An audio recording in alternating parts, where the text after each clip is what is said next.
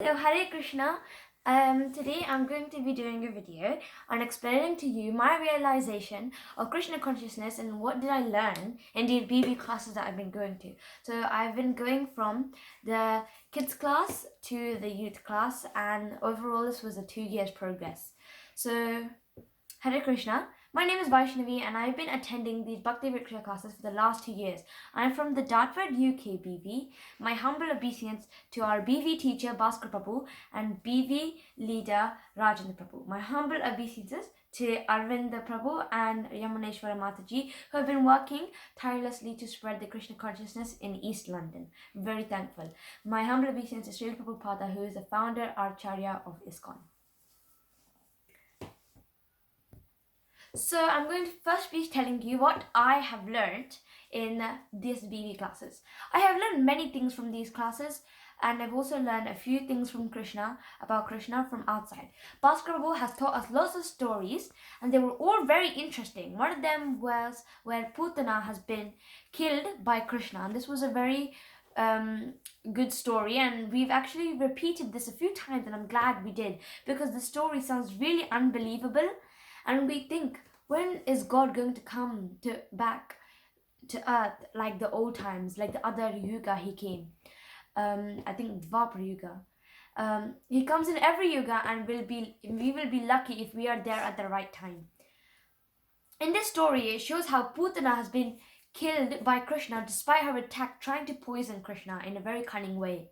The backstory is where Kamsa, Krishna's material uncle, and he has heard a voice in the sky that has told him that your eighth nephew will come and kill you. And this was because he was been doing very bad things to people on earth. Throughout all the stories, I have learned many morals which I can apply in my real life. In these BB classes, I have learned many very different rituals and very various ones. And also I have learned values, even though I have already performed some of these values without knowing why we even do them.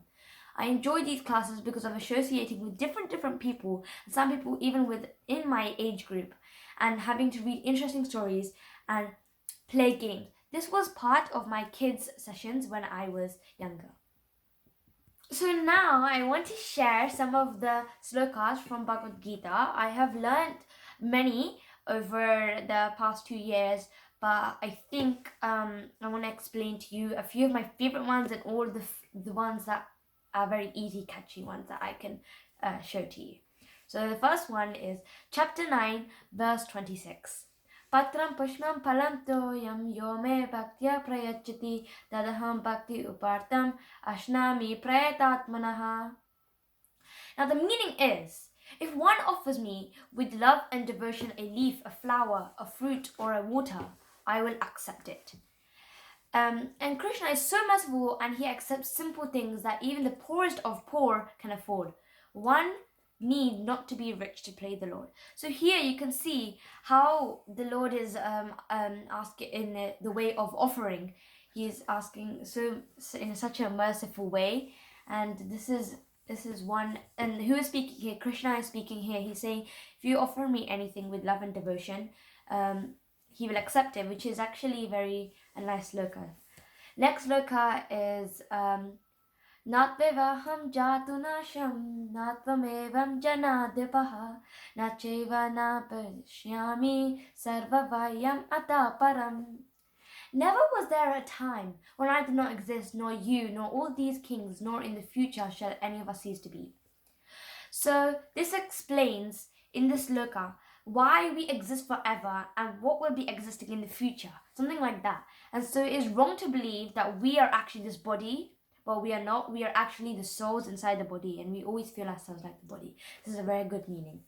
Next one is very, I learned this probably at the start of the kids class.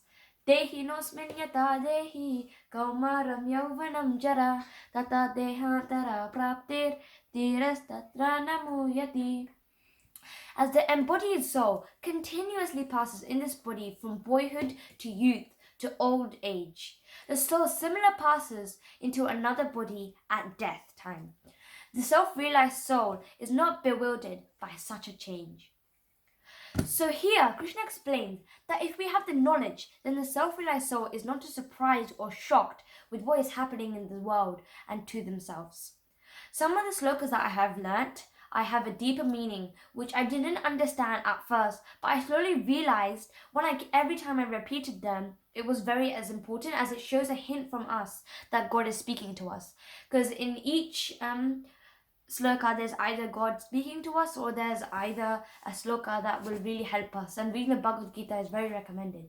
It is like all other religions have God in their scriptures, and my father has told me that no one has the will to claim themselves as God, and that's why we say that he is very important. God has spoken in all holy books, and if you see the meanings, they resemble Krishna's characteristics. So next I want to share with you some of the stories and morals. I have already told you one of the stories. Most of the stories link to where Kamsa is trying to attempt to kill Krishna, but I would also like to tell you that the stories that I like is where Krishna inspires people to think wisely. Many of the stories that were explained in the BEV classes were very unbelievable to understand, that God has actually came to this earth and used very striking powers to kill various demons.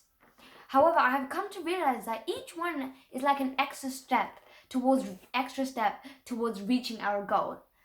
I have come, maybe not as important as the other spiritual progress activities, but stories helps us to give the morals. These can certainly help us. And you're probably thinking, how can it help us? Well, but this actually relates to our life, as Krishna has created many planets. As for example, the solar system, he has created each and every one. There are living beings on there too, and they relate to our life, as Krishna has created many planets and has descended to each one, explaining how to handle life and how to come back to him. But now the world has forgotten that important knowledge that has been explained. Forgetfulness can be one of the most baddest things that can happen to us. And now everyone has turned ignorant, and this Krishna consciousness will get you back on track. These stories go much in depth if you go carefully, if you read carefully between the lines. They also taught many different stories about how they explain stories of Krishna in the different ages of Krishna in his life. So when he was younger age, they showed how he tackled demons, and that was very inspiring. And also when he came older, what he did. And also Mahabharata was one of the very famous stories that included in Krishna's pastimes. So one of the most important things that is the point of all of this is actually how it will help you in your life. I slowly transferred from the kids BV to the youth BV, and through this transformation, it has helped me. It has changed my life, and it hasn't changed, not scarcely, but if you go to BV, your life actually changes dramatically after you understand all the importance of Krishna. These lessons have taught me many things, many values that have been taught, and most of them have been taught through Hinduism, but this is very different. This is not a religion. This applies to everybody in the world, and it's very. You can pray to God in many different ways, and I will come to that, where I learned in youth class many different values and rituals, like what do we do in the temple, and why we do it and how we do it. So a little bit carrying on from that topic, and also into how my youth classes, confidence in speaking in front of people.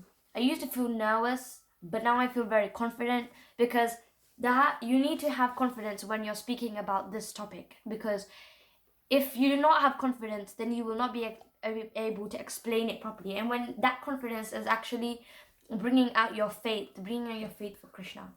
So the importance of our culture and values, such as why we ring the bell in the temple, circumambulation in the temple as we go around the main kind of thing in the middle, and doing arti, blowing the conch shell, and more I've learned. In these youth classes, I have learnt the 9 processes of bhakti, and this is a very important thing, which is the guide to worshipping Lord in different ways. Krishna, worshipping Krishna in different ways. But don't mistake it is not how to preach God in different ways through religion, but how to preach through spiritual love. God is called Krishna, as he himself says, so I am the spiritual master myself. This is not in a bragging way, but this is the truth. Here are the 9 processes that I would like to explain to you.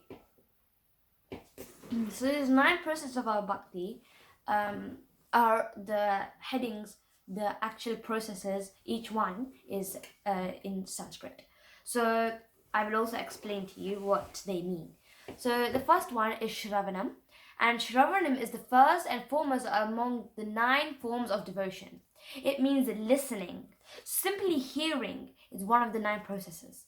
To the divine glories of the Lord pertaining to his form, qualities, leelas, which is like kirtans, or divine plays, his miracles, and his spoken words in the Bhagavad Gita. By listening to these glories, we begin to subconsciously develop love and reverence for him. And this is a very good thing to do, because also by listening, everything grasps into your mind, and that's one of the ways to have love for God. Next one is Kirtanam, very, very similar. Kirtanam is the second form of devotion, which involves singing, the praise of the Lord's magnificence and omniscience with heartfelt devotion. So, singing. Smaranam is the constant remembrance of the Lord, revealing in the contemplation of his beauty, majesty, and compassion. Padasevanam is worship of Lord by concentrating upon or honoring his feet or padaka, sanctified sandals. Next one is Archanam. So Archanam is the 5th form of devotion, and is complete offering in the form of pujas or ritualistic worship. Chanting, mantras, singing, bhajans, offering arti, food, flowers, and even clothes to the Supreme. Love expressing giving as a love for the Supreme Lord grows in the heart of the devotee. He naturally wants to offer his best by doing this. The devotee derives inner satisfaction and also inspiration. Vandanam. Vandanam is the super reverence or prayer of the Lord, and this is the 6th form of the 9 processes of the bhakti. Dashyam. Dashyam is the 7th form of devotion, where the devotee sees himself not just as a servant of the Lord, but also as a servant of the Lord's devotees, with no sense of inferiority. So everybody that is devotees, we are also servants to them, always helping them as well, because they are like a servant of the Lord. We should be both servant of the devotees and Lord. Next one is Sakyam. Now Sakyam is the 8th form of devotion, where the devotee considers himself to be a friend, and this is very important, or Sakha, of the Supreme. Everywhere it is preached that we have to pray Krishna as servants, but they never say as a friend. And you might be thinking, why? Why not? To make Krishna as our dear friend and talk to him every day. Why can't we do that? What is wrong?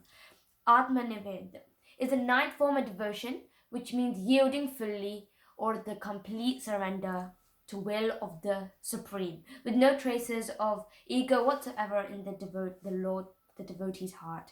And all of these link in some way. All of them is to do with praying to Lord.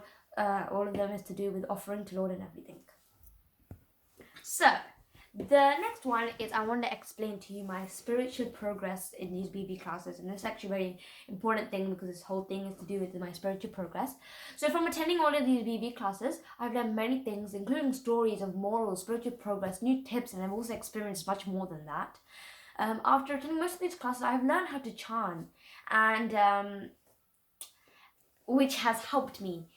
Now you might be thinking this is a common phrase that so many people have said that they've been benefited from chanting the holy name of God, Lord, Krishna. However, it is true. As you can see, people have been telling the truth. And for evidence, I prove to you chanting is helpful, because I have experienced it and it has helped me many times. And a few examples are every day before, in the morning, going to school or going to work. When you chant, it's like giving you a boost up for the day, making your day much more calm, because Krishna is there with you and you feel very safe and everything. So, but chanting is not just saying the name of Lord. over and over again. It's actually trying to feel the connection with him. And I'm so grateful to be given this knowledge. I keep thinking to myself, why do I even deserve it?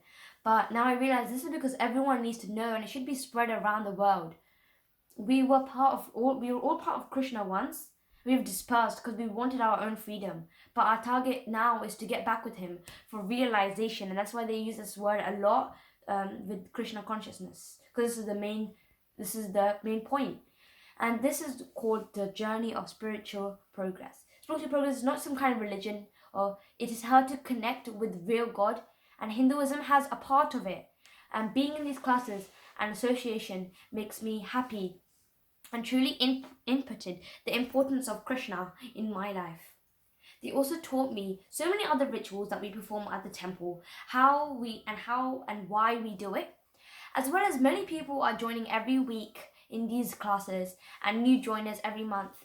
And I am so happy to see that there are more people becoming interested in this Bhakti Vriksha classes by ISKCON. And thanks for watching my video. And I hope you will be inspired to join the Krishna consciousness movement and take the benefit. I really hope everything I said has helped you, because it has helped me, and hopefully it helped you. So Hari Bol, Hare Krishna.